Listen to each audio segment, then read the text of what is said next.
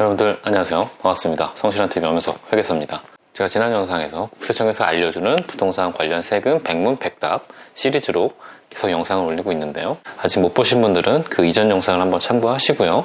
이번 영상은 그 이전 영상에 이어서 못했던 이야기를 계속 알아보는 그런 시간을 갖도록 하겠습니다. 25번째 질문입니다.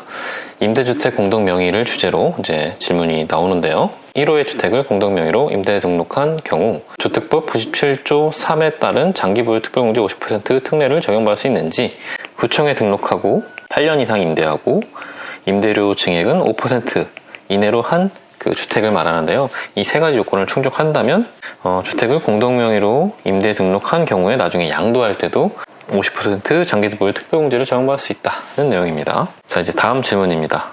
개정 세법 관련된 내용인데, 임대 등록이 말소되어 세법상 임대 기간을 채우지 못한 경우 양도소득세에 대한 임대주택 혜택을 받을 수 있는지, 자진 말소하는 경우만 혜택을 주는데 자진 말소의 경우 의무 임대 기간을 2분의 1 이상 임대하고 1년 내 양도하는 경우만 그 세금 혜택을 받을 수 있다는 내용입니다. 제가 지난 영상에서 말씀드렸던 내용이니까 다시 한번 참고해 보시길 바라고요. 그리고 이 임대주택을 임대 끝나고 내가 거주하고 있다 그랬을 때는 임대 등록 말소 후 5년 내 거주주택을 양도했을 때는 비과세를 적용해 준다. 참고해 보시고요. 그 다음 질문입니다. 폐지되는 단기 임대주택 및 아파트 임대주택의 경우 재개발, 재건축으로 임대 등록 말소 후 재등록이 불가능한 경우 감면받은 세액은 추징되는지, 이거는 내가 가만히 있었는데 그 해당 임대주택이 재건축이나 재개발이 됐을 경우 더 이상 임대주택 등록은 못하지만 그렇다고 해서 추징하느냐를 질문했는데 세금은 추징하지 않는다는 내용입니다. 그리고 다음 질문입니다. 임대등록 자진 말소의 경우 임대기간 요건을 충족하지 않고 임대주택을 언제든지 양도하더라도 양도소득세 중과세율을 적용하지 않는지, 그건 아니라고 말씀드렸죠. 의무 임대기간이 2분의 1 이상 임대한 경우 이때만 중과세율을 적용하지 않는다. 다음 질문입니다. 민간임대주택에 관한 특별법 개정으로 폐지되는 단기임대주택 및 아파트 장기임대주택에 대하여 임대등록 기간 동안에 세제 혜택이 가능한지, 임대료를 5% 상한을 지킨 경우에는 세제 혜택이 가능하다는 내용입니다. 다음 질문은 7월 11일 이후 단기임대주택 및 아파트 장기임대주택을 신규 등록하거나 단기임대에서 장기임대로 변경하는 경우 세제 혜택은 어떻게 되는지, 2020년 7월 10일에 임대 등록을 신청하거나 변경 신고한 경우에는 세제 혜택을 받을 수 있으나 7월 11일 이후 등록한 경우에는 세제 혜택이 인정되지 않는다. 그리고 그 다음 질문입니다. 7월 11일 이후 건설 임대주택을 8년 장기 일반 민간 임대주택으로 등록하는 경우 세제 지원이 가능한지, 건설 임대주택의 경우에는 4년 단기 임대만 폐지되었고 장기 임대는 계속 유지되므로 세제 혜택이 가능하다. 다음 질문입니다. 임대 등록이 자동 말소되어 양도소득세 중과세율을 적용하지 않는 경우 장기보유 특별공제가 가능한지, 양도소득세 중과세율이 적용되지 않는 경우 아까 말씀드렸듯이 의무 임대기간 2분의 1 이상 임대를 했고 그리고 1년 내 양도하는 그런 주택이라면 기본적으로 최대 30% 장기보유 특별공제가 가능하고, 그 아까 말씀드렸던 조특법 97조의 3 그쪽에도 등록하고 8년 이상 임대하고 5% 이내 증액 요건을 충족했다면 그때는 장기보유 특별공제 50%도 적용 가능하다는 내용입니다. 그 다음 주제로 이제 종합부동산세에 대해서 말씀드리도록 하겠습니다.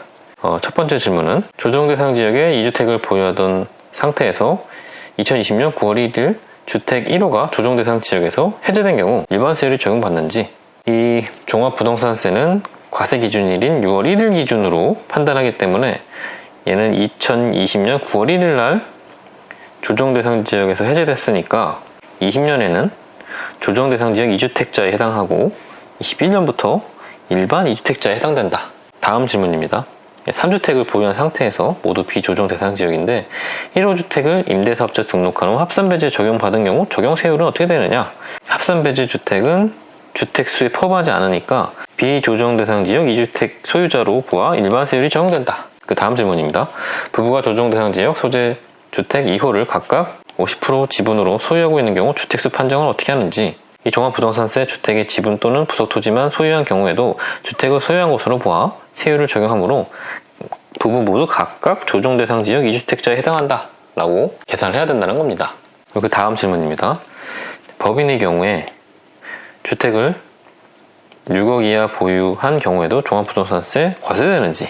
이제 개정세법에 따라서 2021년부터는 법인의 경우에는 기본 6억 공제를 폐지했기 때문에 종합부동산세 납세 의무가 있는데, 다만 사업의 특성을 고려해서 시행령으로 정하는 법인의 경우에는 예외를 두겠다라고 했는데 아직 구체적으로 정한 바는 없다. 그리고 다음 질문입니다. 21년 주택분 종합부동산세 계산 시 법인 소유주택에 대해서도 세부담 상한이 적용되는지. 이 세부담 상한은 아무리 많이 세금이 증가해도 최대 뭐 1배 혹은 2배, 3배 뭐 이런 식으로 적용될 세금의 한도를 정하는 건데, 이 법인이 소유한 주택에 대해서는 세부담 상한을 2021년부터 세부담 상한을 적용하지 않는다. 다음 질문입니다. 법인의 경우 21년부터는 토지분 종합부동산세 계산 시에도 세부담 상한이 미적용되는지. 토지분은 세부담 상한을 적용받는다. 주택에 대해서만 세부담 상한을 적용하지 않는 거고, 토지에 대해서는 세부담 상한을 적용해 주겠다. 다음 질문입니다. 법인이 20년 6월 17일 이전 취득한 주택을 20년 6월 18일 이후 장기 일반 민간 임대주택 등록 시 합산배제 적용 가능 여부는 21년부터 법인이 주택을 취득한 시기와 관계없이 20년 6월 18일 이후 조정 대상 지역 소재 주택을 임대사업자 등록한 경우 합산배제 대상에서 제외된다. 종부세를 내야 된다는 내용입니다.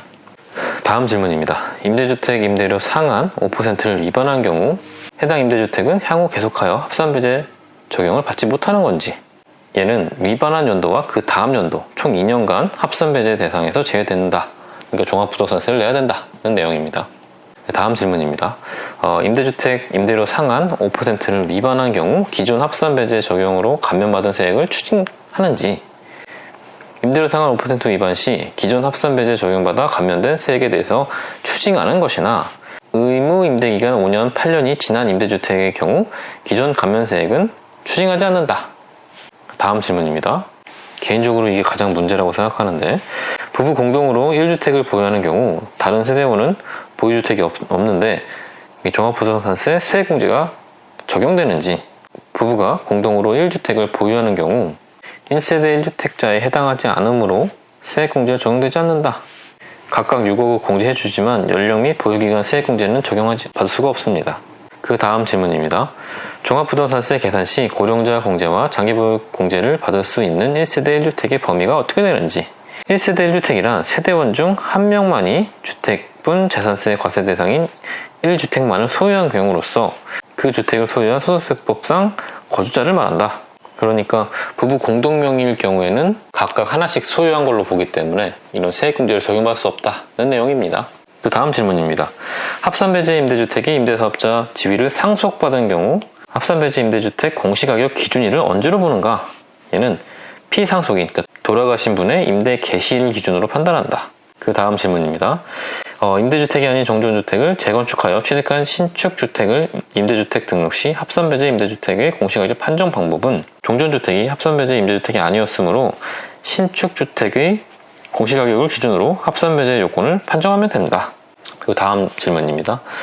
20년 7월 11일 이후 단기건설 임대주택을 장기건설 임대주택으로 변경 신고한 경우 종합부동산세 합산배제 되는지. 20년 7월 11일 이후 단기건설 임대주택을 장기건설 임대주택으로 변경 신고한 경우 종합부동산세 합산배제 건설 임대주택이 해당하지 않는다.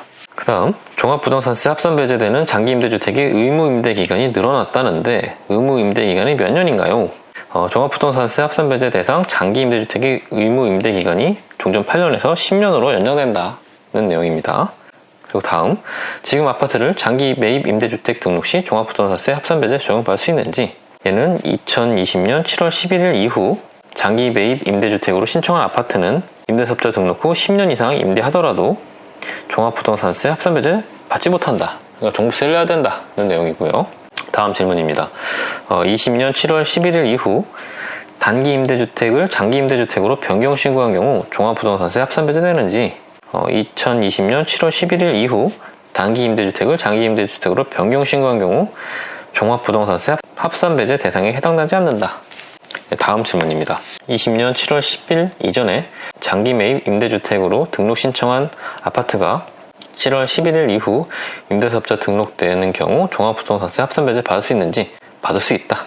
다음 질문입니다. 단기 임대주택으로 등록한 오피스텔이 임대 의무 기간 만료로 구청 임대사업자 등록 말소되었는데 다시 장기 임대주택으로 등록하여 합산 배제 계속 받을 수 있는지, 아파트가 아닌 오피스텔이 임대 의무 기간 만료로 구청 임대사업자 등록이 말소된 경우 다시 장기 임대주택으로 등록하면 합산 배제를 계속 적용받을 수 있다.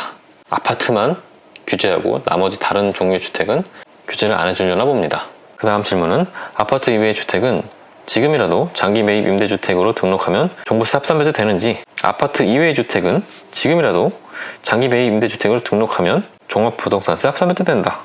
다만 1세대가 국내에 1주택을 보유한 상태에서 18년 9월 14일 이후에 새로 취득한 조정 대상 지역에 소지한 주택은 장기 임대주택으로 등록하더라도 종부세 합산 배제 대상에서 제외된다. 그 다음 질문은 법인이 아파트 이외의 주택을 장기 매입 임대주택으로 등록하면 종부세 합산 배제 되는지, 합산 배제 받을 수 있다.